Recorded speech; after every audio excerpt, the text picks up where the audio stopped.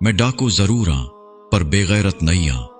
मौलाना मोहम्मद अमीन सफदर उकाड़वी रहमतुल्लाह अलैहि ने अपनी किताब में लिखा, फरमाते हैं, मुझे वहाड़ी के एक गांव से बड़ा मोहब्बत भरा खत लिखा गया कि मौलाना साहब हमारे गांव में आज तक सीरतुन नबी सल्लल्लाहु अलैहि वसल्लम पर बयान नहीं हुआ।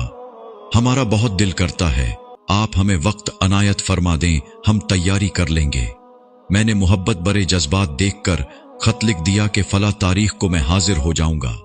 दिए गए वक्त पर मैं फकीर ट्रेन पर से उतर कर टांगे पर बैठकर गांव पहुंच गया तो आगे मेजबानों ने मुझे हदिया पेश करके कहा, मौलाना साहब आप जा सकते हैं, हम बयान नहीं करवाना चाहते। वजह पूछी तो बताया कि हमारे गांव में 90% कादियानी हैं।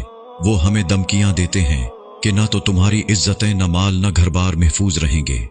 अगर सीरतुन नबी सल्लल्लाहु अलैहि वसल्लम पर बयान करवाया तो मौलाना साहब हम कमजोर हैं, गरीब हैं, तादाद में भी कम हैं, इसलिए हम नहीं कर सकते।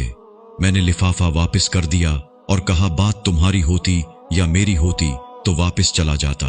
बात मदीने वाले आका सल्लल्लाहु अलैहि वसल्लम की इज्जत की आ गई है, अब बयान होगा, जरूर होगा।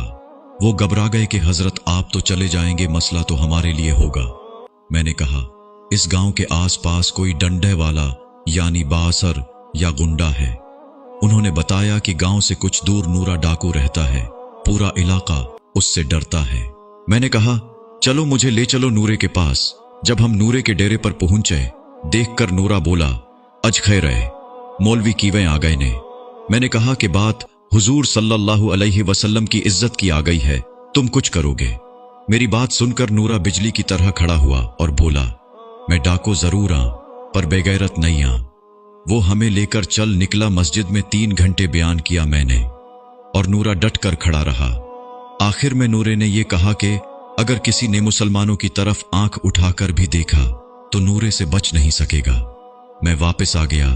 कुछ माह बाद मेरे घर पर एक आदमी आया, सर पर अमामा, चेहरे पर दाढ़ी, जबान पर दरूदी पाक का विर्द।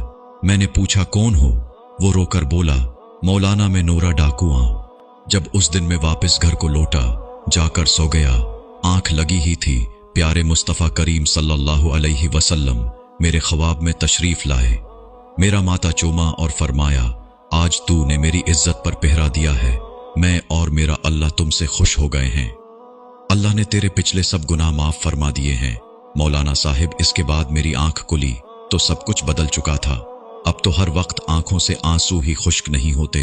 मौलाना साहब, मैं आपका शुक्रिया अदा करने आया हूं। आपकी वजह से तो मेरी जिंदगी ही बदल गई, मेरी आखिरत संवर गई है। ए मेरे प्यारे अल्लाह, जो शख्स भी इस वीडियो को शेयर कर रहा है उसको हुजूर सल्लल्लाहु अलैहि वसल्लम की ख्वाब में जियारत और क़यामत के दिन शफाअत नसीब फरमा। आमीन।